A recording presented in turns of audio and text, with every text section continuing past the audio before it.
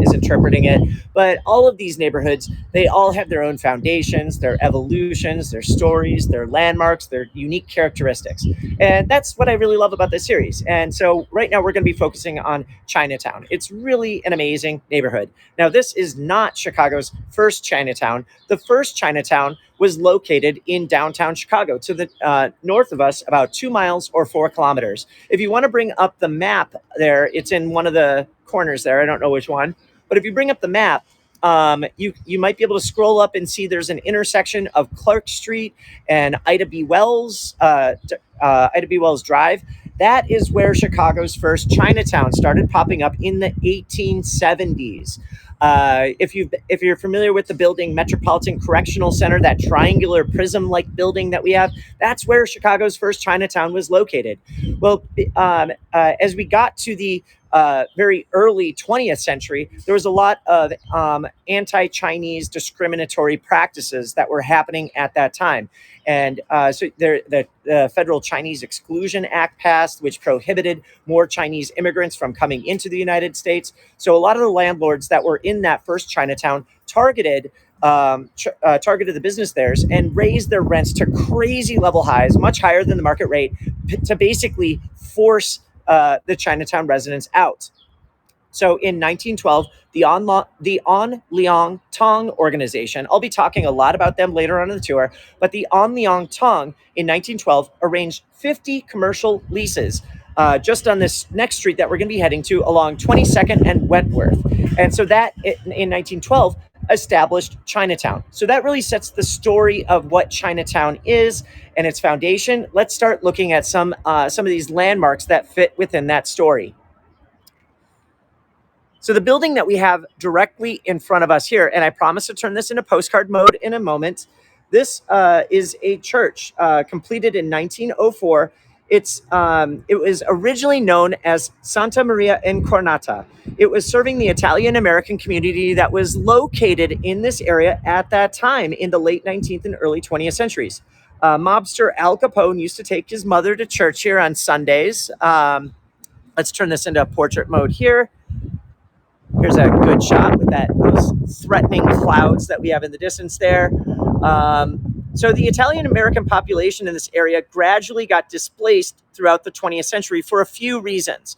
First, you had starting in 1912, a lot of Chinese Americans started migrating into this area. And then in the late 1950s and early 1960s, many Italian Americans in the area were forcibly relocated due to land seized by the government to construct the nearby Dan Ryan Expressway. I'll point out where that expressway is in a little bit. In 1963, the building began housing the congregation that we have here today. It's called St. Therese Chinese Catholic Mission. It's the only Chinese Catholic church in the Midwest, and the church offers masses regularly in Cantonese, Mandarin, English, and Indonesian. So I think that it does a really good job of capturing the multi-ethnic character of the Chinatown neighborhood that we have today. Let me cross the street, and I want to show you a couple of sculptures in front of it.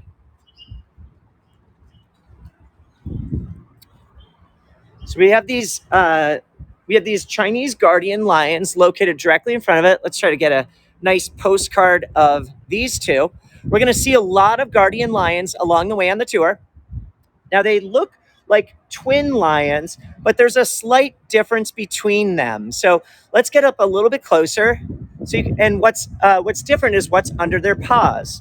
So you can see under this paw, what's under here is a lion cub. So this is supposed to be the maternal figure. It's showing that she is raising this cub and just sort of like playing with this cub under her paw. Let's turn this into portrait mode in case you'd like to grab this shot. So this is supposed to be the feminine of the two lions. Let's take a look over at the other one. And this is the more masculine of the two. You'll notice that it doesn't have a cub under its paw near the entrance. It's instead a ball. So this is trying to highlight that this is more playful, more aggressive, and this is the one that's more focused on expressing supremacy. So those are the slight differences that we have between these Chinese guardian lions. And I just think we'll see a lot of this symbolism as we go along on the tour. Let's continue working our way over to Wentworth. This is one of the major commercial streets that we have in the Chinatown neighborhood. There's a lot of Chinese businesses, including restaurants, gift shops. There's also a lot of services targeting the Chinese Americans living in the area. Let's work our way over there. I'll highlight a few of my favorite restaurants as we go along too. So now we're heading north. And I want to highlight 3 buildings in a row that are all designed by the same architecture firm. They're all designed by Michelson and Rogsnad. Now, if you look at here, let me highlight these buildings here. So if you take a look at these buildings, these are examples. Well, not the one on the right, the one with the blue awning. This is very emblematic of what the buildings were like when in 1912, when the Chinatown started getting established here. So this is so what you would have are more classic buildings from the late 19th century, and they would sometimes add some additional ornamental flares that are more characteristic of Chinese, traditional Chinese ornamentation. For buildings constructed after 1912, they were much more overt with their architectural characteristics. So we're going to see 3 buildings in a row, all designed by Michelson and Rogsnad, and they're all completed in 1928. So this is one of them. This is the Wan Cow building. So taking a look at this, some of the characteristics that we can see that are popular from traditional Chinese architecture are first symmetry. You can see the left and the right side are the same. You can also see that you've got a recessed balcony in the middle, also very popular during that time. There are a lot of colors of red and green going through it. So those are the colors of good luck. So it's very, these are some of those traits that you'll see in those buildings constructed after 1912 that are much more overt with their references to traditional Chinese architecture.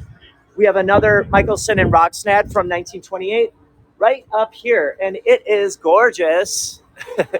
Take a look at this. This is the Emperor's Choice restaurant building. And take a look at these spiraling terracotta columns. Let's get up a little bit closer to that. It's gorgeous. I love buildings that unabashedly use color, and you're going to see a lot of those throughout Chinatown. Those central columns that we have in the middle, you have those dragons wrapping all the way around it. And then if you can see on top of those 2 central columns, we've got more of those lions up there. So it's a beautiful detail. We got that recessed balcony up the top, and then you can see more of those direct Chinese characters at the very, very top of it. So you can see that this is much more overt with the traditional Chinese architecture here. Take a look at this. We have more dragons. If you've been on my tours, you know that whenever I can feature dragons, I do, and there are a lot of dragons on this tour. I love dragons. Take a look at this terracotta medallion that we have above here. It's gorgeous. And then let's take a look at the framing above this entrance. So we can see more of these terracotta panels that are very intricately made, that have beautiful color. Let me zoom back out so that you can see this entire door that we have here. Let's head over here. I'm going to turn this into portrait modes in case if you want to grab this shot here. But you'll notice that it has a floral motif. You've got you've got red and greens running through it. Again, those colors of good luck. And I'll turn it on this side in case if you want to grab a postcard that doesn't have that graffiti in the middle. So let's turn this in this direction. So the style that this is using, this terracotta style is, it's taking the traditional Liu Li glazed ceramic traditions that you would have seen in Chinese architecture, but it's doing it in a more contemporary material with terracotta or that baked clay. Let me turn this back into landscape mode. We're going to move up north, and then so those are 2 of 3 buildings in a row done in 1928 by Michelson and Rogsnad, and we've got one more to feature, and it's arguably the most famous building that we have in Chinatown.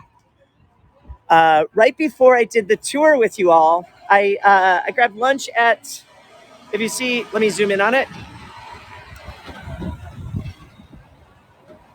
Triple Crown. I was seated there on the second floor. My window seat was right there. So that's one of my favorite restaurants in Chinatown. I have a lot. I go to a lot of Chinatown restaurants here. Yeah, I had some dim sum and some sticky fried rice. So that's where I was eating right before right before the tour. Let's zoom back out. So I highly recommend Triple Crown. Let me cross the street.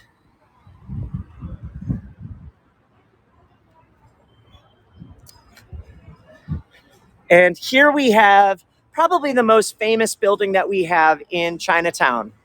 I love this one. And again, this is another Michelson and Rogstad from 1928. Now, you can see a lot of those traditional Chinese architectural features that I mentioned earlier, where you have the symmetry on the facades. In this instance, because it's a larger building, the towers are able to be built up on those corners. You can see that it has these layered roofs that are curved up. The reason why they're curved up is that it's believed that they're supposed to ward the building away from evil spirits that would penetrate it. So if you have those curved roofs, that protects the building from those evil spirits. We also see lots of those red and green colors, those recessed balconies. There's also a lot of beautiful, colorful detail at the base that we'll see when we're up close to it in just a little bit. So when waves of Chinese immigrants arrived in the United States in the 1860s, so did the Anliang Tong and the Hip Sing Tong. Tongs were secret societies involved in community activities like immigrant resettlement, business development, and worker protections. This building was originally the Anliang Chinese Merchants Association building, and this was their headquarters for all of their Chicago-based activities. Tongs were also involved in dispute resolutions, and this was informally known as Chinatown City Hall. In addition to those aforementioned community-oriented activities, the Tongs were also involved in illegal activities like gambling, drugs, and prostitution. So depending on your perspective, Tongs could be seen as merchants associations or they could be seen as gangs. The Anliang Tong and Hip Sing Tongs were rivals that inhabited cities from coast to coast in the United States. The Anliang Tong established Chinatown here, while the Hip Sing Tong focused on Chicago's north side around the Argyle Street. Maybe I'll do a tour up there someday. I haven't done one yet, but we do have an area that's today known as Chinatown North also. Chinese Americans in Chicago had what was known as a 1 mile rule that said if you had a successful Chinese restaurant or laundry outside of Chinatown and you paid your dues to the appropriate tong, a rival could not open up a competing business within a mile of the established location. If someone did, the tongs would come in and shut down the new location, sometimes with violence. Is the sound coming through, or is it just Fran? Cool. Thanks for Tish. Thanks for letting Fran know that I should check the mute. In 1988, the FBI raided the Anliang and Hip Sing Tongs from coast to coast in the United States, including this Anliang Merchants Association building here. They found a secret illegal casino on the second floor. The IRS seized the building and they put it up for auction. It was purchased by the Chinese Christian Union Church and they named it Pui Tak Center. Today, the building offers religious, community, and educational programs, and approximately 2,500 new immigrants make use of assistance here annually.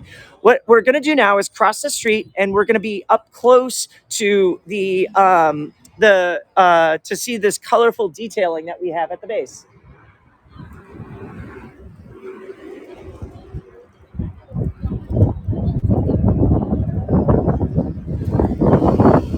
All right, let's take a look at some of this beautiful, colorful detail.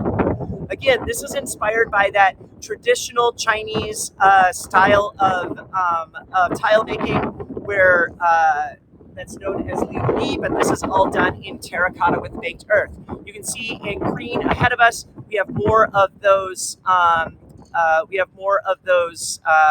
Chinese lions there. We also have lots of other colorful details here with these plants with these floral motifs going through here. Let's head along over to the main entrance here. You can see that there's some scaffolding up here, but we'll still get to see some really incredible details. Take a look at this peacock on the right. It's absolutely gorgeous. And then we have this urn with the floral motif going through that. And then taking a look up, we got more to feature. We've got another medallion here. And taking a look at we have another lion flanking this entrance.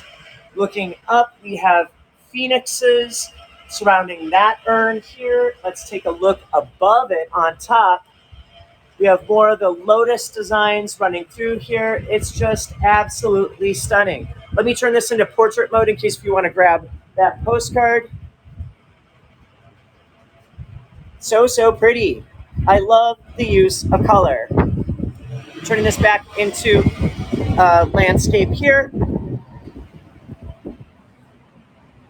Here is another Chinatown landmark. This is the Chinatown Gate. It was designed by Peter Fung, completed in 1975.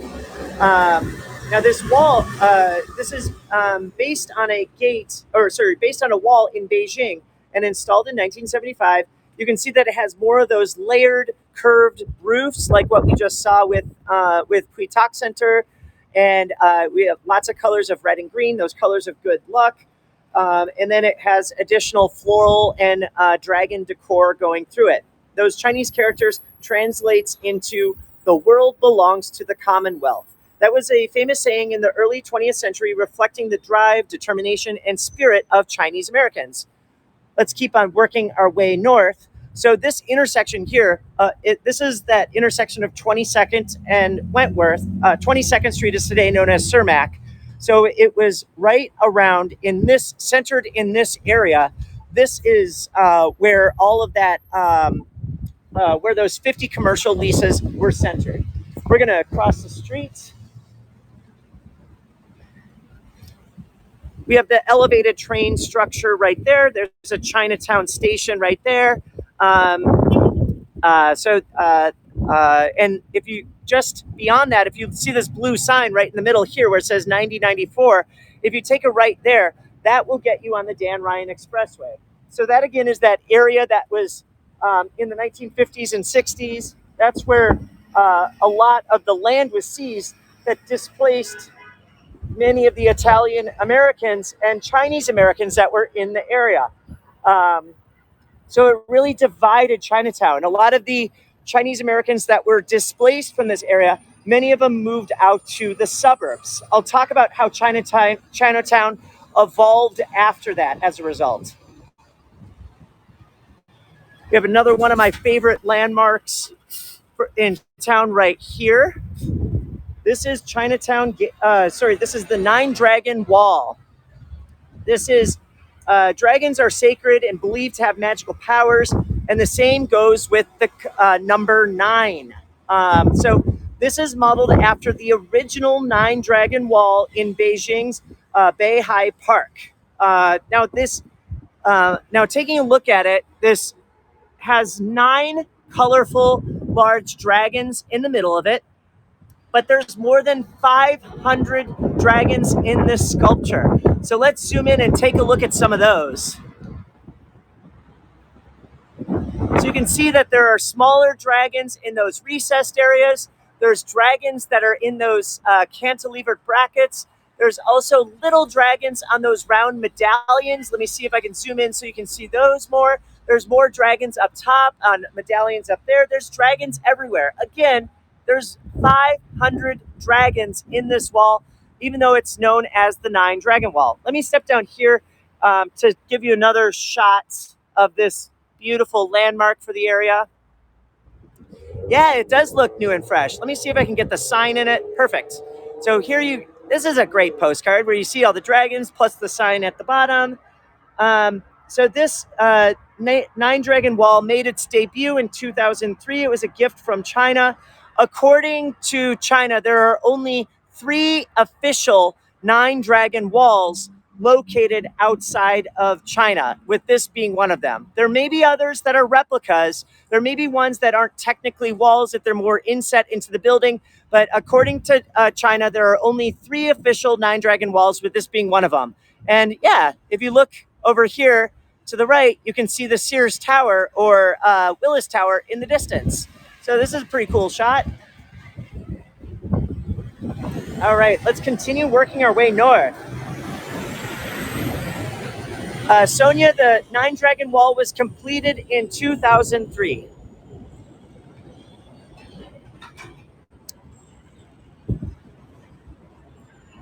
So we got another view of the Sears Tower in the distance here. So that again is just showing you, that's the backdrop of, that's downtown Chicago that we see. If you've been on my other virtual tours, you can see a lot of buildings I featured there, like the Sears Tower, John Hancock Center, and so on. So it really just shows this connection that we have from the Chinatown neighborhood going in as we're heading further north.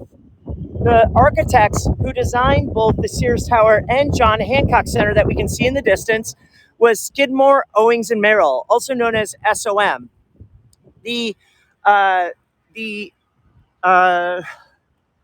Another SOM building that we can see is right here across from us. So this is it's our Chinatown branch of the Chicago Public Library.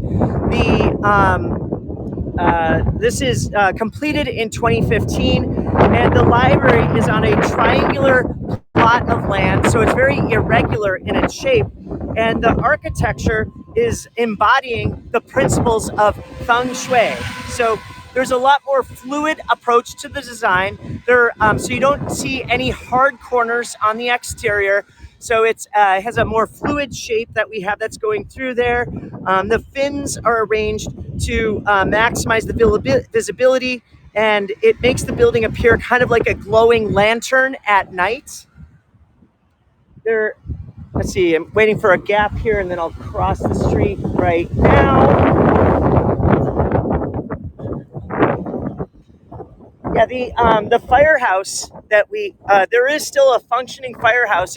We can see the backside of it. It's this building right here. I don't know if that was used in Backdraft, but that is still a functioning firehouse right there. So taking a look back at this Chinatown library, you can see that the spacing changes along here between those fins. And they're arranged to provide shade so that there's not as much solar gain inside of it, so they're able to control the temperature, so it's more environmentally friendly. It also has very flexible, adaptable spaces in there. So as they do additional events and programming, they can change it based upon the needs. So it's a very functional, flexible space. It's an award-winning library, and the design, it really embodies what you would expect in a contemporary building that has Chinese influences. We'll cross the street here in just a moment. You can still see more of this elevated train structure to the right of us. If any of you have any questions that I've missed, please let me know. Why are the flags at half-mast? I don't know. It's hard to keep track of why flags are at half-mast. There are mass shootings like seemingly every day in the United States. So it could be anything. I honestly don't know. So Margaret, to answer your question, they're within the city of Chicago, according to the 2020 census that we just had, there are about 190,000 people who are of Asian American ethnicity. They don't really separate, like if it's Chinese American versus Japanese American, but it's about 190,000, or roughly 7% of the city's 2.7 million residents. In the prior decade, that's increased about 31% faster than any other demographic. Yeah, I really don't. Yeah, it could be due to the firefighter or Chuy Garcia's daughter. I don't know why the flags are at half mast. Unfortunately, that is a very having flags at half mast is a very common occurrence these days. So this wall that we have around here, this is commemorating Chinatown Square, and you can see it mentioned up above here. The Chinatown Square is a somewhat recent addition to the area. It was completed in 1994, and it was designed by Harry Weiss Architects. So windy. Just want to highlight this name here, Ping Tom. He was the president of the Chinese American Development Corporation. I'll talk more about their influence in this area in just a little bit, but let's go to their first thing that they added as a part of this planned development, and it's this two-story shopping center that we see here. So this is all, again, Chinatown Square, designed by Harry Weiss, and it offers a lot of businesses and commercial space for people to engage in. We're going to see some wonderful landmarks up front in just a little bit. Oh man, it looks like a bus is in front of the mural, so it's going to be tough getting good shots of that, but I'll try to work my way around it.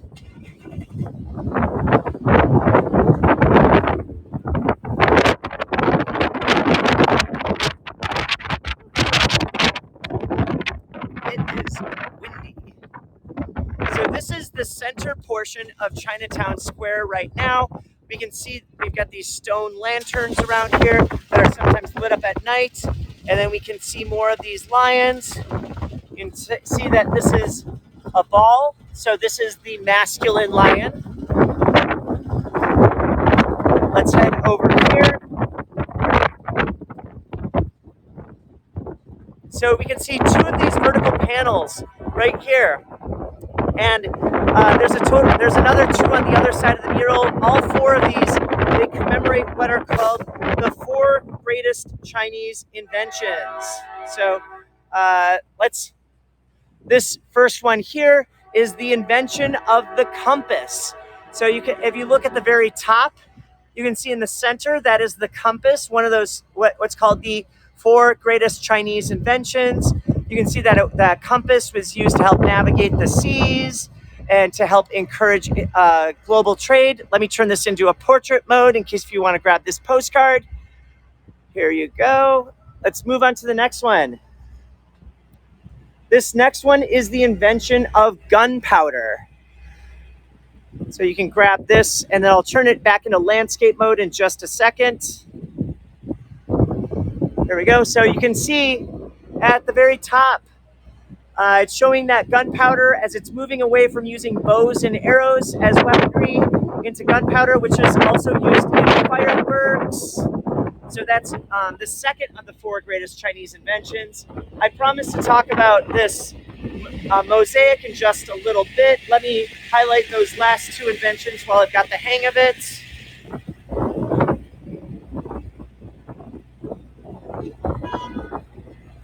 So this one here is the invention of paper making.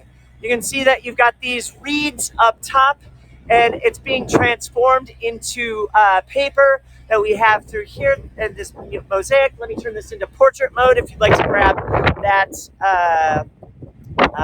that postcard here. So we've done the compass, we've done gunpowder, we've done paper making. The last of the four greatest Chinese inventions here is the invention of printing.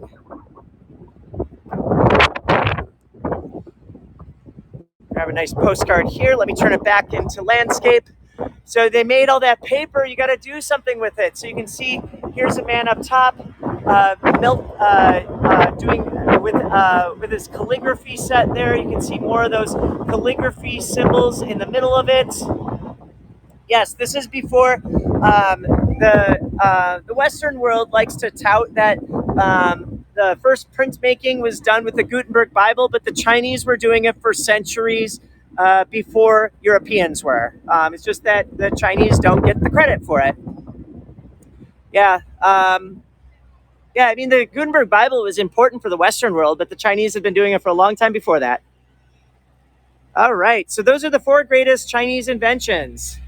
So I've got a bus that's right next to me. So I'm going to have to get up a little bit closer, but this mosaic that we have here, it's, uh, let's see, how am I going to present this? this is this is making it very difficult having this bus right here. Let me figure out how to show this.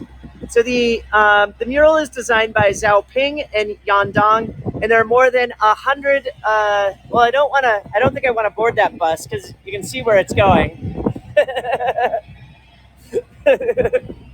So not for me. So let's see if I can show it a little better here. So this is there are more than 100,000 tiles here illustrating Chinese immigration to Chicago. So let's focus on trying to deconstruct the storytelling.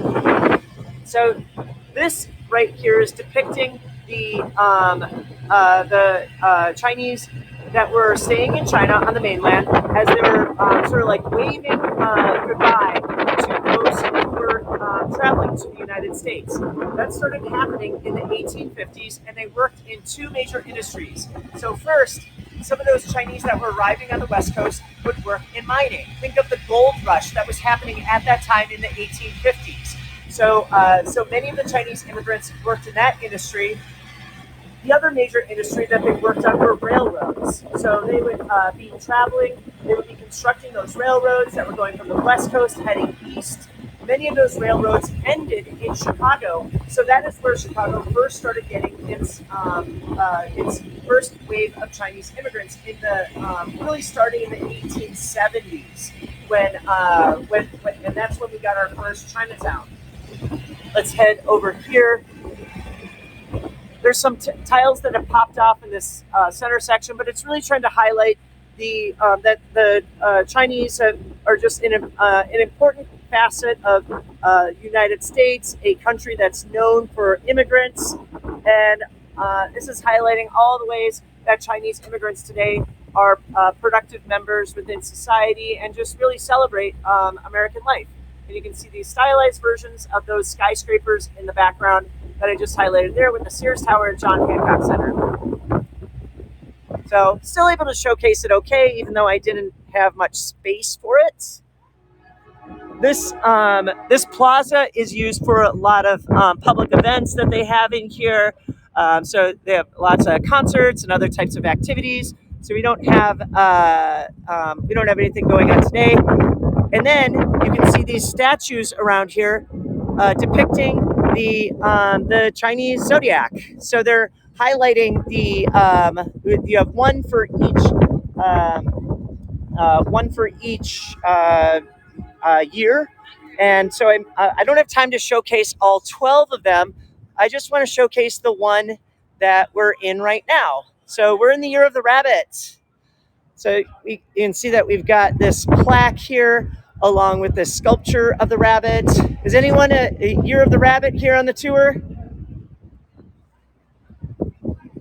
So this is the only one that I have a chance to showcase today. Let's get up close to take a look at this rabbit. There you go. All right, so we got Beverly, Ruby, y'all are rabbits. So unfortunately, we don't have time on the tour to showcase the other 11. I'm only giving special credit to the one that we're on. If you take a look at these towers here, this is done in sort of a postmodern style, which is looking to architectural styles of the past and referencing it in a whimsical way. So this is, again, this was done in 1994, part of that postmodern era. You can see that it's got the red and green, but the green is sort of a teal, sort of like that color that's closely associated with the 1990s. And you have these layered, curved roofs that traditional Chinese architecture is known for. But this is just trying to be a new interpretation of it. Let's head down here. We're going to see a lot of my favorite restaurants. Joy Yi Noodle right here is probably the restaurant I get delivery from most often. Their beverage selection is huge. Let me just show you. Here's their drink list, and it all can be customized. Let's turn this into portrait mode because it's a big one. Look at all of these drink options. It's crazy. I love this. The food there is also excellent. It's Pan Asian cuisine. I get a lot of. I love getting the pho here. It's wonderful. A few other establishments to highlight that I like. Here, I have to get past here a little bit.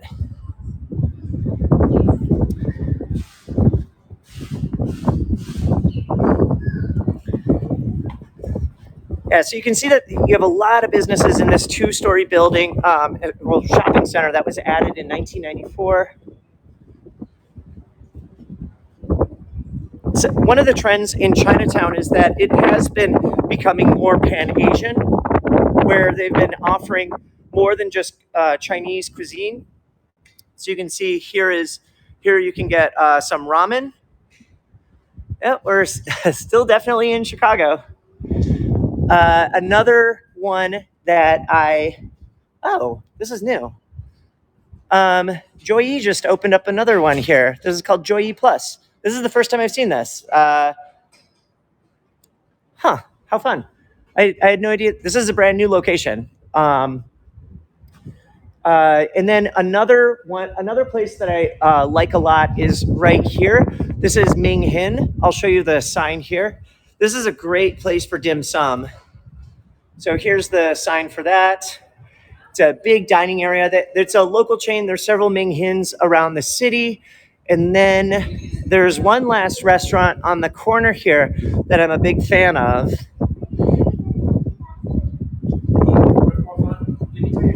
So it's right around the corner here on the left. And this is Lao She Xuan. This place is great. One of the dishes that they're known for is the dry chili chicken. It's fantastic, but I have to make sure that if I get it, I don't really have anything planned for the next 24 hours because like my stomach is destroyed afterward, but it's worth it because it's so delicious. Let me see. I'm scrolling back. Yeah, Lucas, it is an outdoor mall. Lily, I don't know how many restaurants are in Chinatown, but I think it has the highest density of restaurants anywhere in Chicago. There is accessibility there. There are elevators so that people can make it to the second floor there. This was completed after the Americans with Disabilities Act had been completed, so it was required to make the building wheelchair accessible. We're now approaching the newest building that we're going to see today.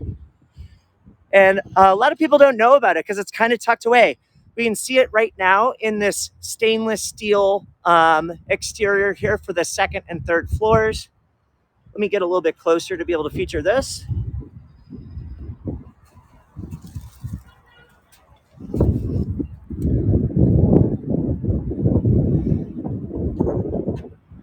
All right, so this is designed by Studio Gang Architects, completed in 2004. If you've been on my other tours, you know that I love Studio Gang Architects. This is Jeannie Gang's architecture firm, one of the highest profile architects in Chicago today, one of the highest profile architects in the country today. Time Magazine said that she's the most influential architect in the United States. So this building, it has some characteristics of traditional Chinese architecture, but it was trying to do it in a 21st century approach to it. So on the second and third floors, you have these stainless steel panels going up, but it's trying to, I'll get you can get this shot here. So those stainless steel panels are made to look like dragon scales. Again, it's a more abstract way of incorporating that traditional Chinese architectural style, but doing it in a 21st century approach. Another thing to do, down the right side. So is this the shot that you were looking for?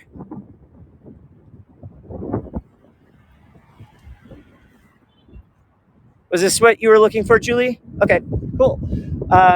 So that was incorporating what looks like dragon scales up there. That's another one of those features. You can also see that this incorporated a recessed balcony, but they have this ornamental trellis in front of it. That's because they they offer some after school programs, and they didn't want kids to fall through the railings there, so that's why this has been added in front of it.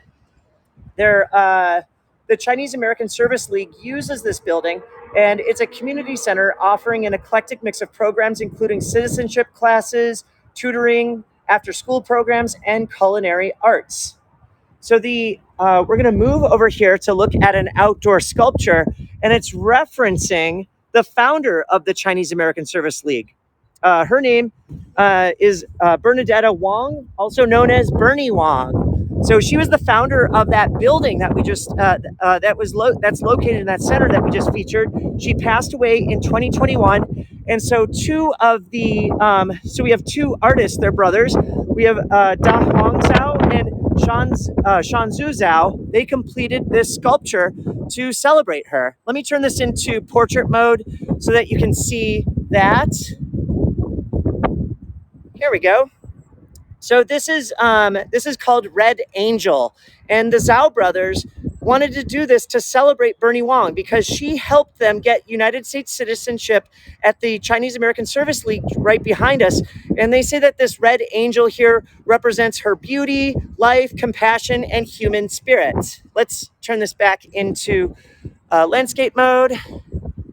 I'm going to step around here so that we can get another perspective of it. Such a pretty sculpture. All right, let's start heading down this side street here.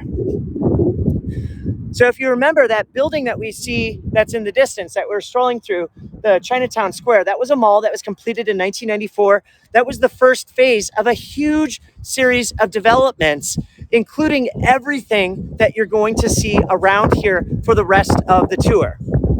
So the Chinese American Development Corporation, founded in 1984 to boldly expand Chinatown. Now think, before that, in the 1950s and 60s, a lot of them were displaced because of the construction of the Dan Ryan Expressway, and many moved out to the suburbs.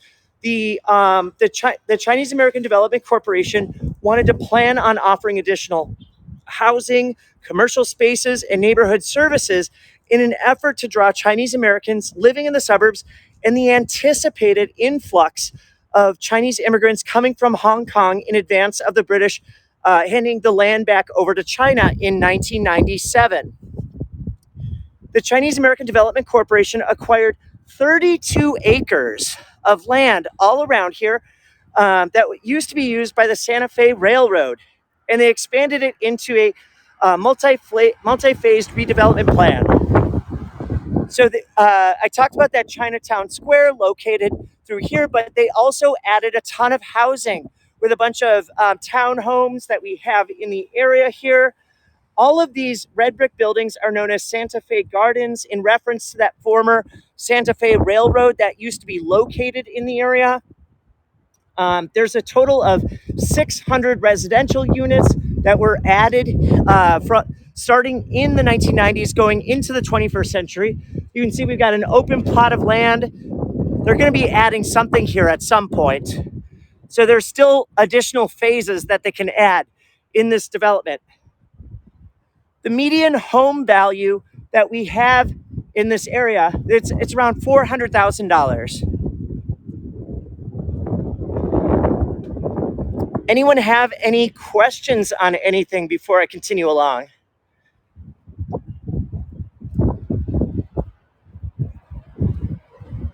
I'm working our way over to a very elusive and beautiful park. A lot of people have a tough time finding it, and I'm looking forward to show that. Lily, I don't know how long it took to build that Chinatown wall that we saw. All I know is that that terracotta wall had been completed in 2003. Hillary, I'll talk about those bridges in just a little bit. We're going to be standing right on the Chicago River, so we're going to be able to get a good view of those.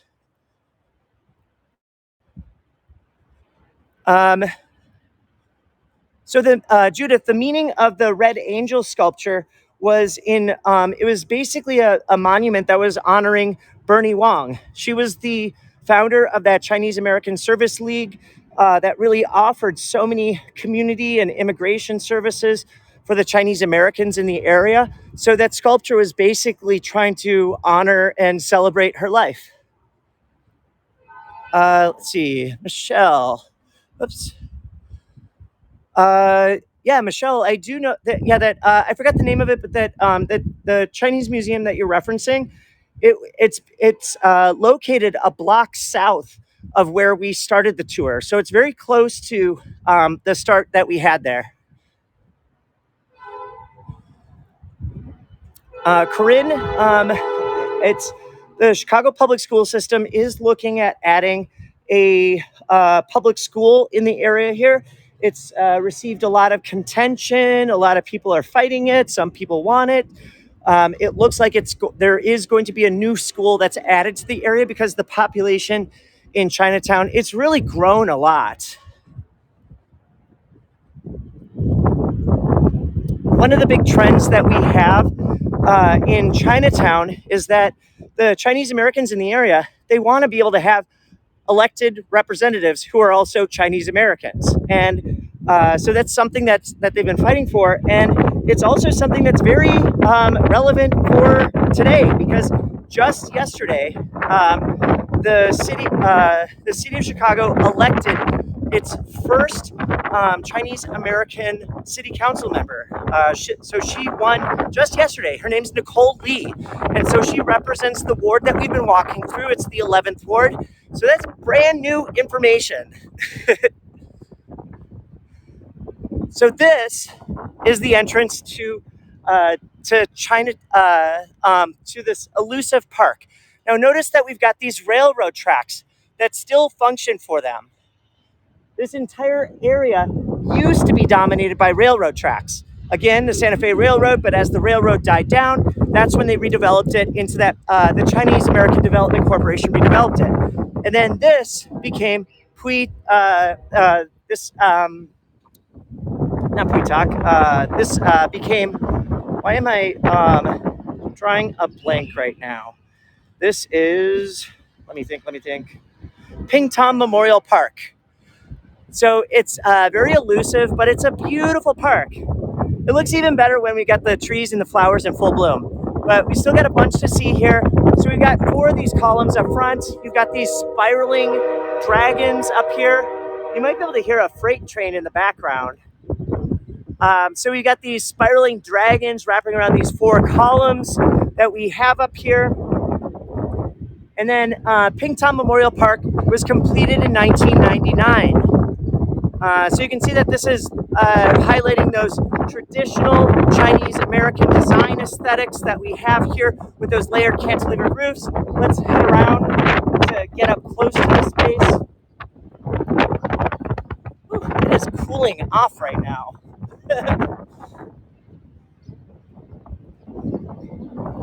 Yeah, I feel like since I started the tour, the temperature has dropped like 10 degrees.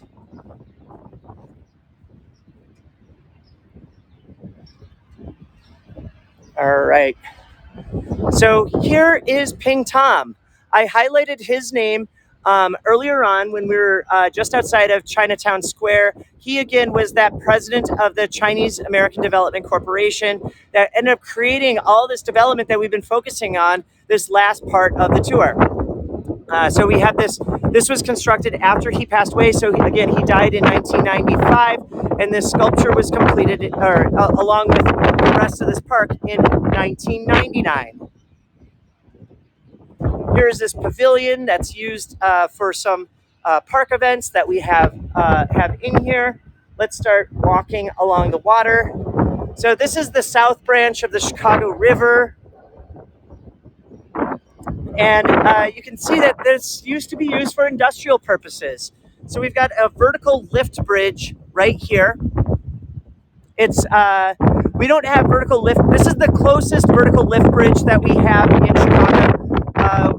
The bridges that we have downtown, they're typically trunnion bascule bridges, which are open like seesaws. You don't really have vertical lift bridges. Can be seen as eyesores, so they're usually not located in those central areas. So this one today is still used by Amtrak. And then you can see the Chicago River. Here is a building that's showing that this area used to be used for industrial purposes, where you've had warehouses and factories. So that's what this area is known for. This has been converted into a mixture of commercial loft space. Let's start strolling north.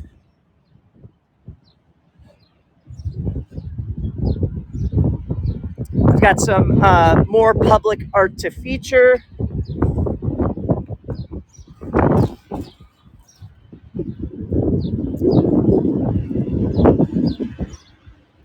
Let's see, we got a bunch of geese here strolling through. So we didn't go this far south when I did the boat tour on Hago. This boats do sometimes pass by. Usually not those river cruises that have hundreds of people on them, because this is kind of far south, and those tours are usually 90 minutes long. So it's tough to get this far south and back to the dock within 90 minutes. So what I'm walking on right now, this is squishy. So it's used for it's used as a play area. We've got some murals to highlight here. These symbols here, along with the central mural that you have back there, it's called "Be Like Water." It was added in 2019. It's designed by Anna Murphy. So I think it's appropriate to have on this underpass to have this reminder of "Be Like Water," and it's very centered to the Chicago River. You can see that a little bit in the background there. I love that this area, it's on a street underpass, but they've offered these murals along with these different types of surfaces to offer engagement, to enliven it so that people want to embrace this area under the expressway. Here's another one. This is called "Between the Mountains and the Water," also by Anna Murphy, and this was completed in 2019. Yeah, Bruce Lee also said "Be like water." Yep. So this one is one that she also designed. It definitely needs a little bit of power washing. It's a little dirty. There's sections of it that have been run down, but I do want to highlight some of the features here. So it's inspired by traditional Chinese silk landscape paintings, and you can see a lot of these coming through here. It's just a really beautiful way to liven it up. I hope that they clean it up and touch up this mural a bit, because it's just absolutely gorgeous when it are like warm days that we have in the spring, summer, and fall. But yeah, you can see that there's a chunk of it that has broken off from the concrete there, so hopefully it gets fixed up. And then we've got one last mural to feature. Let me watch my step as I go through here because it's very muddy. This one here is known as "All as One." It's by Andy Bellamo, Chester Chow, and Anna Murphy. This was older than those other two. This was completed in 2018. Let's get a little bit closer. It's inspired by the traditional decorative art form of cloisonne that's known for incorporating very vibrant cobalt blue on enamel. So let's take a look at some of these features here. It's just absolutely beautiful. Rita, I totally agree. I think Chicago is very cool. I'm also very biased. Let's, you know what? I think this will be a nice postcard if I stand over here, because you'll be able to see part of the skyline in the distance. I haven't looked at this postcard before, but I love it. There you go. You can see the mural on the right and the Sears Tower on the far left. This is a pretty neat shot. I love this one. If someone wants to post this one onto one of the Facebook groups, that would be great, because I love this shot and I've never done this one before. You can also see that we have some low-hanging clouds that are obscuring part of the antenna for the Sears Tower. Such a great shot. I love this one. Let's move down here. There's a few more, just a last couple things I want to feature for y'all. So this boathouse that we have here, It was designed by Johnson and Lee, completed in 2013.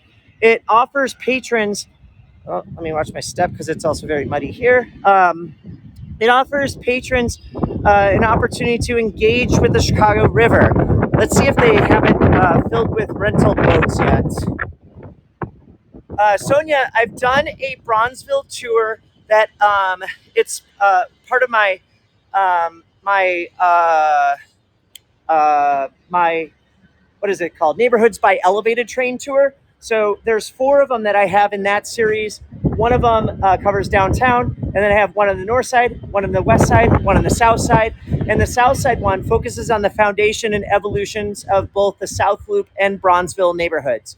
I definitely want to do another Bronzeville tour, or 2 or 3 or 4, that really walk through the neighborhood because there's so many wonderful landmarks to showcase there. Sonia, my website is tourswithmike.com. Betty, I'm going to wrap up my tour in just a moment, and I'll talk about my plans for future virtual tours. So this is, again, that boathouse added in 2013. It's not filled with boat rentals yet, but hopefully it'll fill up sometime when things get a little bit warmer. But a lot of people, they rent their boats here, and then they just head over to the Chicago River.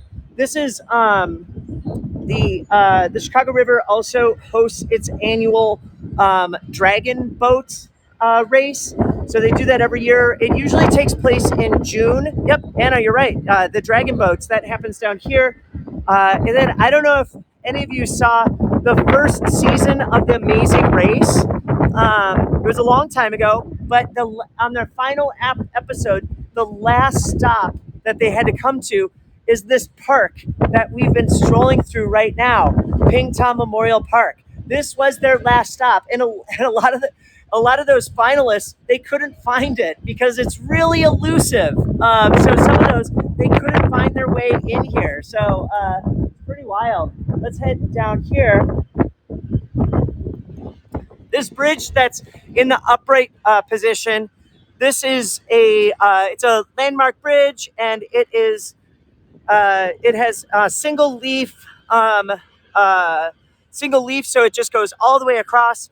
It used to be the longest single leaf bridge in the country.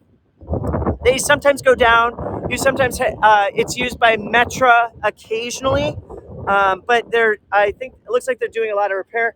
There's a lot of goose poop where I'm trying to watch out for right now. But take a look at this skyline. This park, Pingtom Park, it continues to stroll through these paths that go around here. It's really gorgeous, especially in the summertime. It's really fun to explore, and I just love this skyline view. So thank you all so much for joining me on this Chinatown tour. I'll stick around as long as you know what, let me move off to the side because it's very windy and it's getting cold now. But thank you so much for joining me on this tour. I'm trying to dodge all the goose poop on the ground so I can get to an area that's a little obscured by the wind because I don't have a jacket on. It was so much warmer earlier today. So thank you for joining me on this tour. I have one more Hago experience on the schedule for you all. It's on Monday, and it's a farewell tour to Hago. On that, I'll talk about some of my favorite experiences. I'll just do a recap of everything that I've done on Hago. And then I'll spend a lot of time to go into greater detail on what I have planned for virtual tours. So if you there's a few things that you can do if you go to my website. It's tourswithmike.com. If someone's able to share that link, that would be great. So again, my website is tourswithmike.com. On that first page, you can join my email distribution list. I usually send out an email once a week, once every few weeks. And on that email blast, I include a list of all of my upcoming scheduled virtual tours. So that's a way to stay informed. Another thing, there's also a page on there that people can use for tipping me. If you want to do it directly, there's a link there that will take you directly to my Venmo and my PayPal. If you wanted to use that, that's on there too. There's also a link at the very bottom of all the pages. There's 5 in a row. The middle one is will take you to my TripAdvisor page. So if you enjoyed this tour, it helps me out a lot if you spend out just a few minutes, and it doesn't cost you anything, just a few minutes to do a nice 5-star review on TripAdvisor. It helps get the word out about my solo tour company here. And then another link down there is for Facebook. If you follow me on Facebook, that is where I'm going to be doing my live stream virtual tours. I'm going to keep on moving because it's still windy and cold. But I'm going to be doing live stream virtual tours through Facebook Live because I have a good following there. It's easier for me to market. So if you follow me on Facebook, it should be showing up in your feed. The next virtual tour that I'm going to be doing on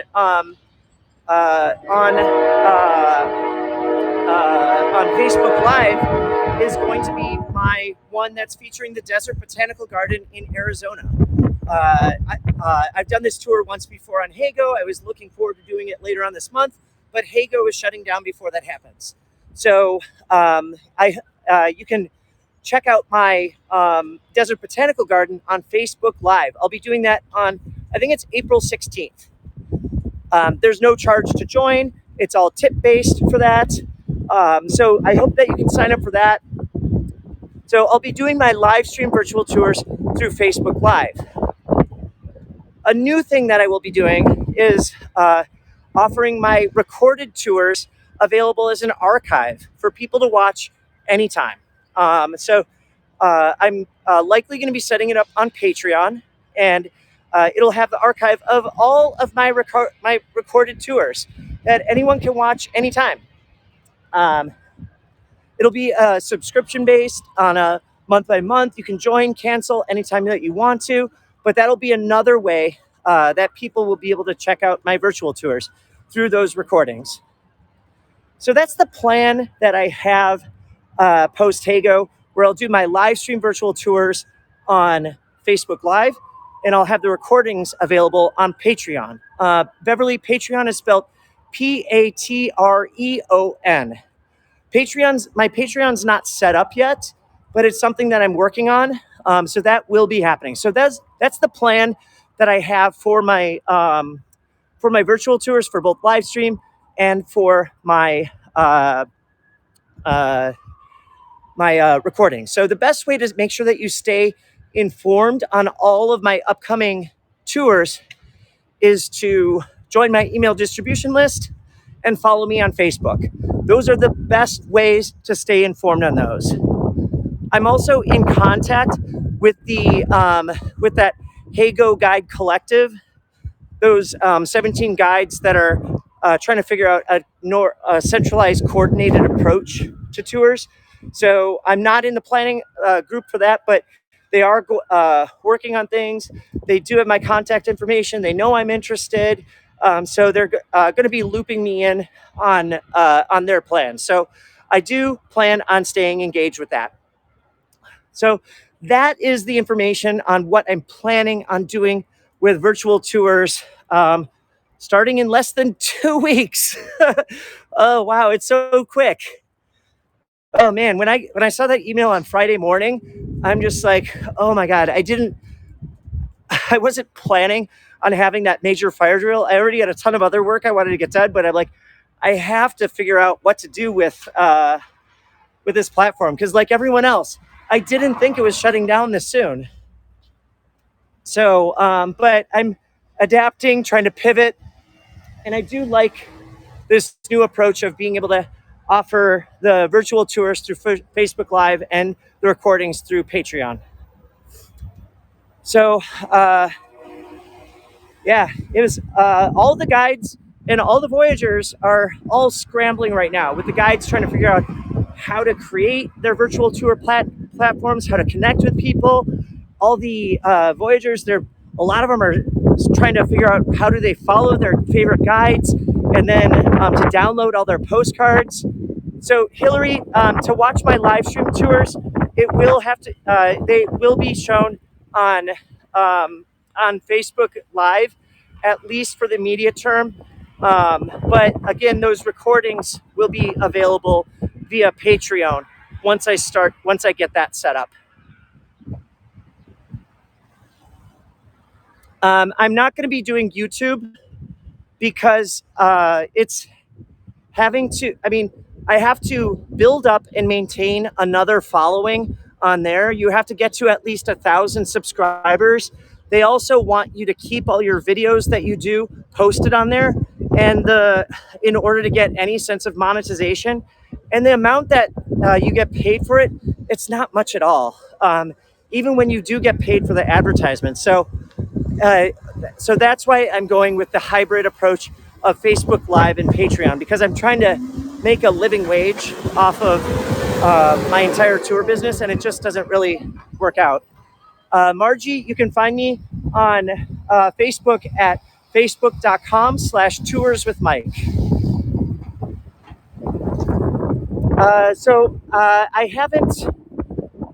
So JV, I haven't spent much time in Milwaukee. I generally do virtual tours whenever I travel. So I try to showcase something special about where I've gone. Maybe I'll go to Milwaukee and be able to do a tour out there. I just haven't planned one yet. I know that there's a lot to feature out there.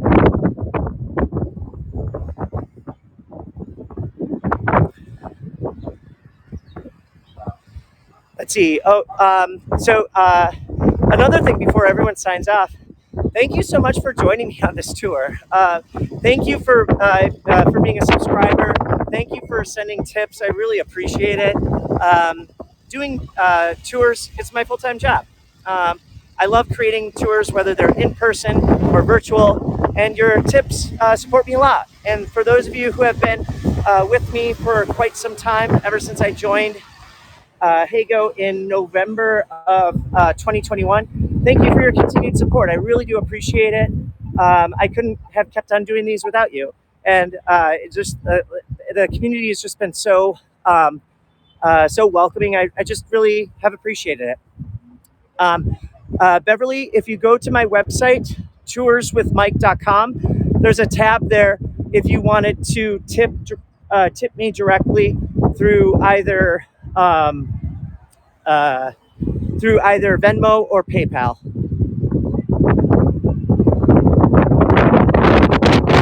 So Michelle, you saw me before Hago. Yeah, I first started doing virtual tours when I was a volunteer docent with the Chicago Architecture Center. I created their virtual tour program, and it was basically from there. And I'm like, I want to start my own tour company and make this my full-time job, because I love what I'm doing, and it's a lot of fun. It's really enjoyable. So yeah, I used to do those too.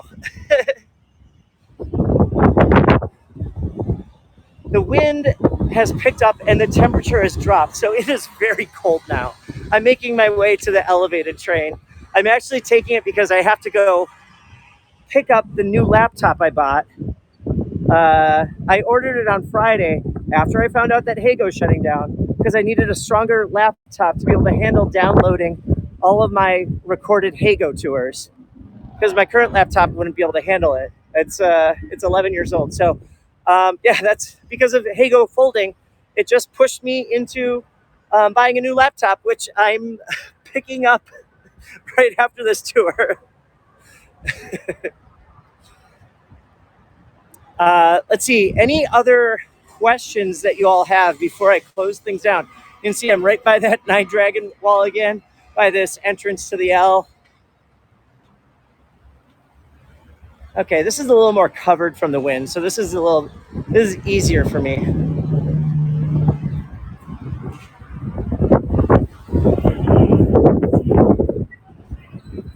All right. Yeah, I got a MacBook Pro, so it should be able to handle what I need to do. Here, let me get under the light so it's less dark. And you know what? I'll do a wave in front of the 9 Dragon wall here.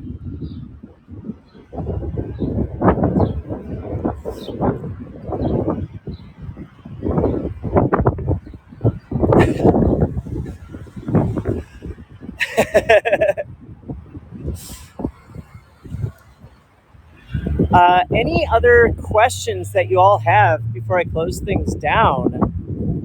Thank you all so much for joining me on this. I hope that you can join this sort of like farewell Hago tour that I have on Monday. That'll be the last one that I do on this platform.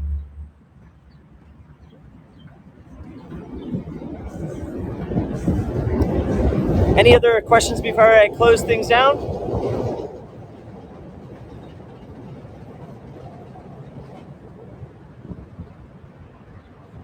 Yeah, but Beverly, the thing that's positive is that I think that the guides are being very nimble and they're trying to come up with new ways to offer virtual tours, and I'm optimistic for it, and I hope that y'all can join me for these options for the virtual tours, whether I offer them live streamed on Facebook Live or the recordings via Patreon. So the Well, this is the only official. Yeah, there's one gate that I showcased before. It's the one you can see back there. That's the Chinatown gate that was done in 1975. And then this is the Nine Dragon Wall. Hillary, the reason why is that it just wasn't an economically viable business platform to have it tip based. They weren't able to make a go of it. This this is the similar fate if you followed Beams or you followed ViewPal. All three of those platforms folded within the last 6 months together, and it just doesn't seem like that there's a viable enough platform to have a tip-based platform. So that's basically the gist of what I've heard.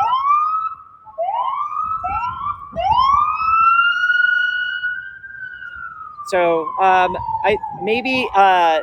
optimistic with having my live stream virtual tours available on Facebook Live because it's going to make it easier for me to market those tours, and it will and Facebook has deep pockets, so they're going to be able to invest in their virtual streaming platform, and then by offering Patreon for the recordings, hopefully that will make it a financially viable business platform for me to continue doing these virtual tours. Any other questions before I close things down here? Yeah, I love doing these virtual tours. I hope that this is something that continues to work out well. I really want to do them.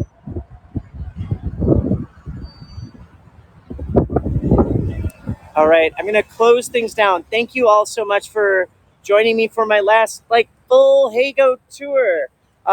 It's thank you. I've had a lot of fun time showing off Chinatown for you all. Please join me Monday. That's my farewell to Hago experience. So I hope to see you on that as we reminisce about our favorite Hago experiences, and I'll be prepared to share a bunch of things on that. I'll ask any questions that you all have on that tour, and then my next tour that's off of Hago will be on April 16th as I'm in Arizona for the Desert Botanical Garden. It'll be live streamed on Facebook Live. So please go, if you go to my website, tourswithmike.com, that's where you can join my email distribution list. You can hit that link at the bottom to do a nice review on TripAdvisor. You can hit the link at the bottom to follow my page on Facebook. And then there's also a page if you want to tip me directly. And then finally, thank you all for the sponsorship. Thank you all for the tips. Thank you all so much for supporting me on Hago for this last year and a half. It's